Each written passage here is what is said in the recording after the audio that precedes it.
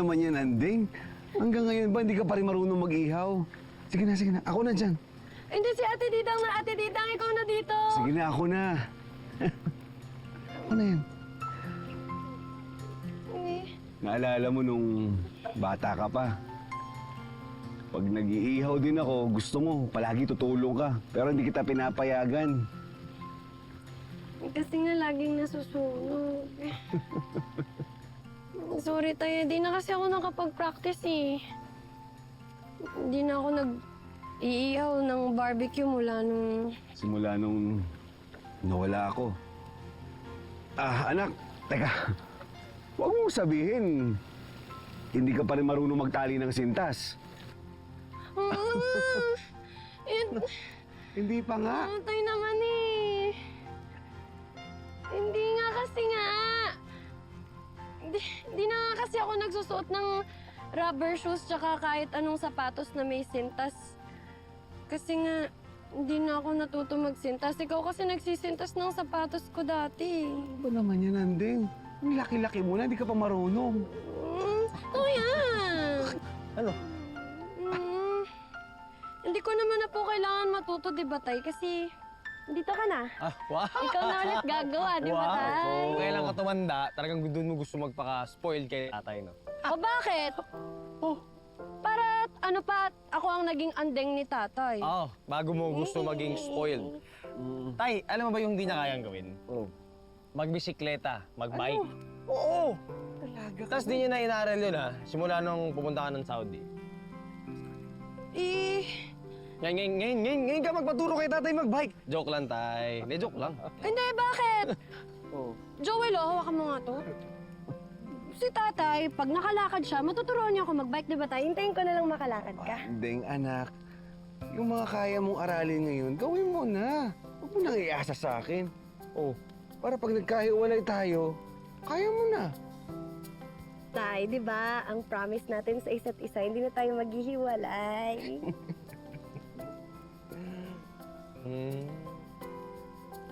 Pakap din ako. Doon ka nga. May picture eh. Akap din ako. Picture. Ano sa'yo, anak? Ay, Ate Didang, asan si nanay? Ay, naku. Ayun. Kinakalmal bang si Ate Paz at saka si Kuya Abel? Paano nag-LQ? Ang sabi nga, simulan na natin to, susunod na lang sila. Oh, nagdala ko. Naririnig mo ba? Hindi nga eh. Idiin mo. Masakit. Sa umpisa lang naman yan eh. Teka muna. Parang iba na yung usapan, ha? Ha? Meron yata kayong sampingan nung nasa Saudi kayo, ano? Hoy! Oh, guilty mga mukha ninyo! Your Honor, guilty! Ano? No way, no? Afam ang bet ko. Or at least mukhang afam. Hindi ko yan bet si Abel, no? Ew! Ew! Maka-ew ka sa akin, alis ah. Alam mo, Abel, no offense meant walang personalan. Pero may taste naman ako. So, ibig mong sabihin wala akong taste? Meron naman. Pero poor taste nga lang. Wow! Kung maka-purtis ka, ang ganda mo? Ang ganda ka eh! Hello po, ha? Ako nga to. Wow, O wish ba? May kamukha ko artista, ha? Di ba? Ang kamukha, iba yung kamukha sa kaboses! Kamukha ako kasing ganda ko pa. Hindi! Hindi naman talaga. Talaga ba? Tingnan mo. Kamukha ako. Ay, naku, paano maging kamukha? Pagkatapos ng batok mo, maaagad, wala ka nang dito. Ang ingay nyo, hindi naman natin naririnig yung nangyayari sa loob! Kasi, Pasikip. Nga. Idiin mo nga, idiin. Sige, Felma. Dahil desperada ka, pagbibigyan kita. Ipapahiram ko sa iyong gabing ito. Pero pagkatapos, hindi niyo na pwedeng lapitan si Manuel. Lalong-lalo ka na.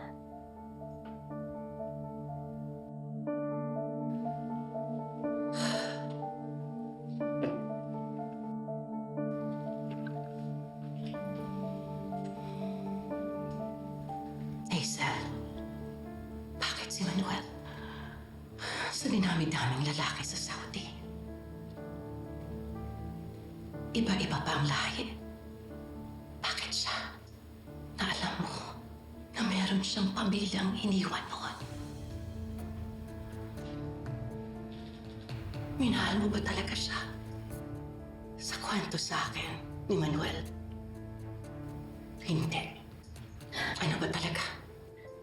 Ano to? Interrogation? Ungkata ng past? Bakit? Close ba tayo? Hindi ko kasi maintindihan eh. Kung bakit hanggang ngayon, habol ka pa rin ng habol kay Manuel. Dahil asawa ko siya. Natural lang na habulin ko siya. Dapat lang bawiin ko siya sa mga gustong umagaw sa kanya. Lalo na ngayon. Mag-isa na lang ako. Wala na si Jessica. Hindi tulad mo. May mga anak ka pa. Kaya tutulungan ko si Colleen. Para umuwi na sa akin si Manuel. Siya na lang ang meron ako. Siya na lang ang makakapitan ko. Kahit hindi ka niya mahal. Mamahalin niya rin ako. Mamahalin niya ako kapag nagkasama na kami ulit. Kapag naiparamdam ko sa kanya yung pagmamahal ko sa kanya. Yung pag-aalaga. Pagsisilbihan ko siya. Hanggang sa makita niya na karapat dapat akong mahalin. Huwag kang umasa. Ako ang mahal niya. Ako lang.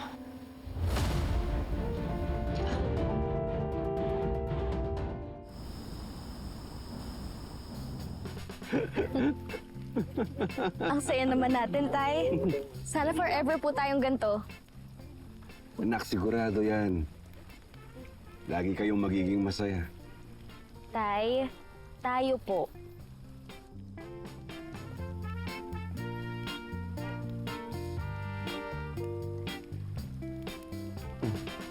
Bakit, anak? Naalala ko lang po si Jessica, Tay. Sana kasama po natin siya ngayon. Sorry po nang dahil sa akin, Tay. Naku, anak. O di ba usapan natin magiging masaya tayo? O, tsaka ilang beses ko bang sasabihin sa'yo, anak, wala kang kasalanan. Hindi ko po talaga maiwasang hindi sisihin yung sarili ko, Tay. Ako po yung unang naging ka-close ni Jessica eh. Pero ako rin po yung na-insecure sa kanya. Sana po naging mas mabuti akong ate. Sana hindi po ako nagselos. Ang immature ko po. Ang selfish. Anak, baka pwede na isipin mo na lang yung masasayang alaala niyo ni Jessica. Kasi sigurado ako, yun yung baon-baon niya ngayon sa langit. Ha? Pwede ba yun, anak, para sa akin? Sige po, Tay. Pangako yan, ha? Tsaka, Bunso, alagaan mo lagi yung sarili mo, ha? Matigas ulo, ha? Mahalin mo yung mga kapatid mo. Lalong-lalo na yung nanay niyo. Opo.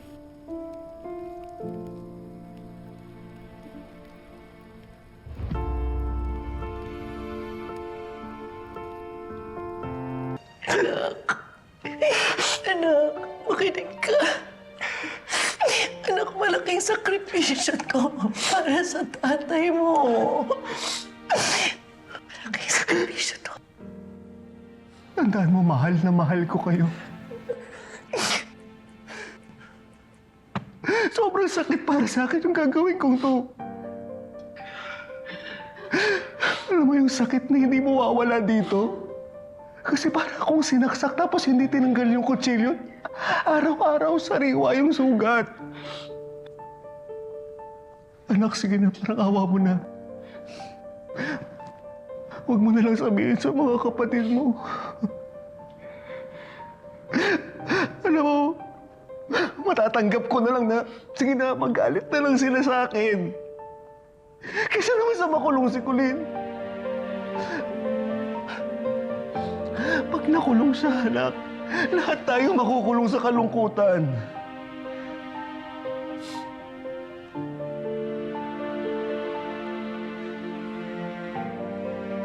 Tay, wala namang... Tay, wala namang ibang paraan. Wala namang ibang paraan para mapawalang sana si Colleen. Nanak, ito na lang.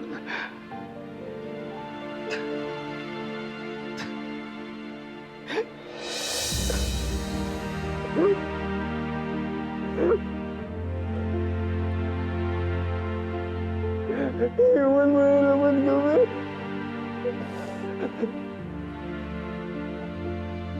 Anak, Jeffrey. Jeffrey, ikaw na maghahatid sa tatay mo. Ayaw kong makita muli si Hazel.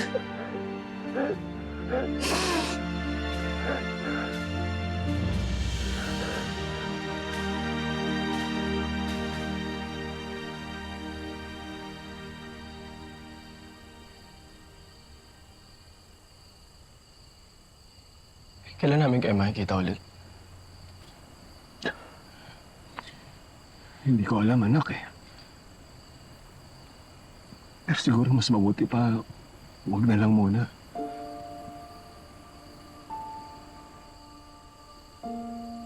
Jeff, anak. Ikaw lang bahala sa mga kapatid mo, ha? Tsaka sa nanay mo. Nagawa mo na yung dati eh. Ikaw na muna yung haligi ng tahanan. Alagaan mo sila. Jeffrey, ikaw na muna ang magiging haligi ng tahanan, ha? Ikaw magiging katuwang ng nanay mo. Tsaka ng mga kapatid mo. Alagaan mo sila mabuti, naiintindihan mo. Ha? Opo, Tay. Kita tayo nagpaalam nung dati sa isa't isa. Sasakit lang ngayon. Kasi noon, hinatid kita sa airport eh. Hindi ko naman alam na may mga agaw ng babae sa'yo. Ngayon, ihahatid kita ulit. Doon sa babaeng yun. Alam ko nga agawin ka ulit.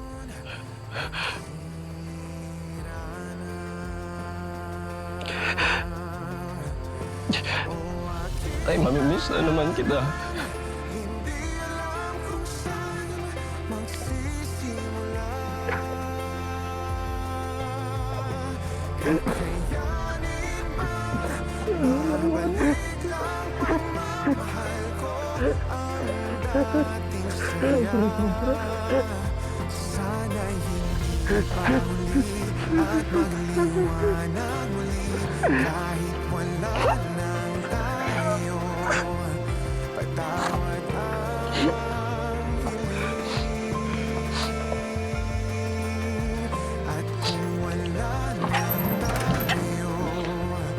Manuel?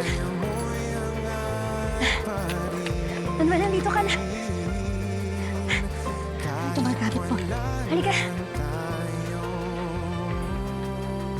Manuel, dito tayo.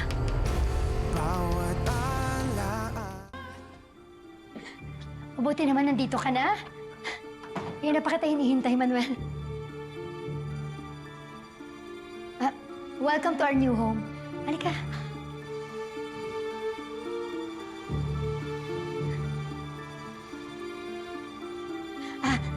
Manuel, I assume na nag-dinner ka na.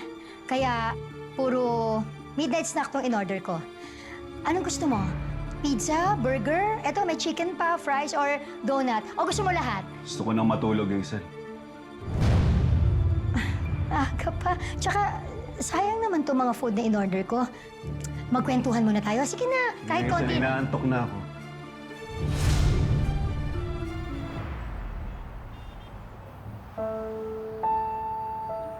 Anak, ngayon na nandito na si Noah, baka pwede kung ano yung relasyon nyo, ituloy nyo pa rin, ha? Ituloy nyo pa rin siya na parang tatay nyo. Hindi, anak. Kung mga kaya mong aralin ngayon, gawin mo na. Huwag mo nang iasa sa akin. Oh, para pag nagkahiwalay tayo, kaya mo na.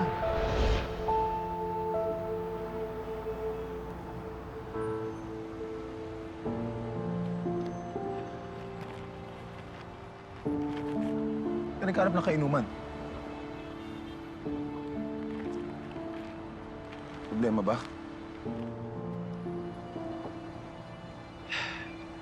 Pare, malaki. Wala, di ko kayang sarilinin. Kailangan ko siya ilabas. Kailangan ko na may mabubugahan. Dito ako, pare. Nakikinig ako.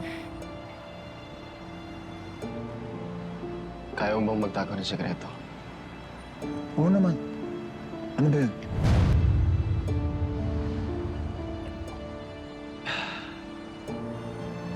Si tatay wala na sa bahay. Bumalik na siya kay Hazel. Ano?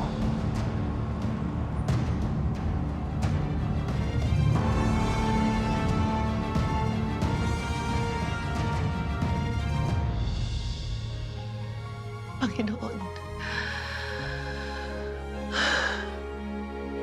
sana tama yung desisyon namin ni Manuel.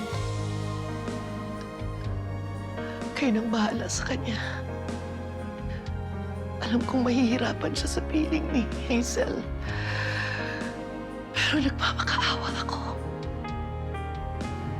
Bigyan niyo siya ng lakas.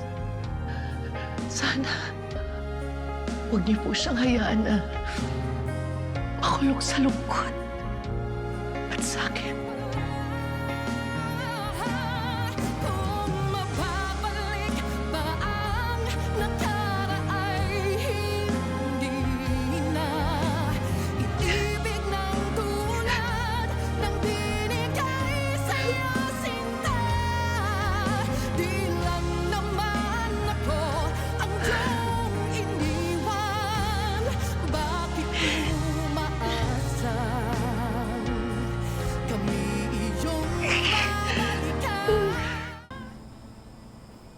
Sir Noah, tuloy po. Ay, Didang. Oh. Kamusta kayo dito? Kamusta si Colleen? Ay, yun sir. Hindi po naglalabas ng kwarto niya. Si Felma, kamusta? Yun sir, ang bad news and good news and bad news po. Bad news, good news, tapos bad news ulit? Ganito kasi yun sir. Ito si Ate Felma, hindi lumalabas ng kwarto niya, gaya ni Colleen. May ilang araw na rin po. Tapos ayaw kumain, ayaw makipag-usap kahit kanino. Lahat nga kami dito nag-uuri na eh. Sabi nga ni Andrea. Tapos, ay, ano naman yung good news? Lumabas na po siya kanina. And yung isa pang bad news? Ayun nga sir, lumabas po siya pero hindi pagkain ang unang hinanap. Alak, Sir Noah.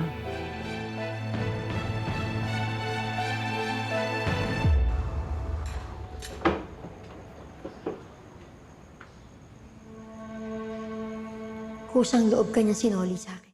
Alam ko naman yun eh. Pero sana wag mo naman ipagdiinan pa. Kasi nasasaktan din naman ako. Pero sana, Manuel, huwag mo naman isara yung puso mo. Patutunayan ko sa'yo. Dapat pa rin ako mahal. Kaya kong talikuran yung hustisya para sa anak natin. Para lang iligtas yung anak ni Felma. Kaya, please naman, simple lang yung pakiusap ko. Huwag mo muna silang kakausapin. Yun lang. Sana mapagbigyan mo ko kasi kung hindi, I'm sorry pero baka hindi ko na ituloy na kumbinsihin si Timo. Nabawiin yung statement niya laban kay Colleen. Total, nagdadalawang isip na rin naman siya. Natakot mo ba ako, Hazel? Hindi, Manuel. Pero unfair. Ginagawa ko lahat, di ba? Para sa'yo. Para sa anak mo. Tapos yung simpleng pakiusap ko sa'yo, hindi mo mapagbigyan. Maging patas ka naman. Dahil kung hindi, Buti pa siguro. Bumalik ka na sa kanila. Huwag na nating ituloy yung usapan natin.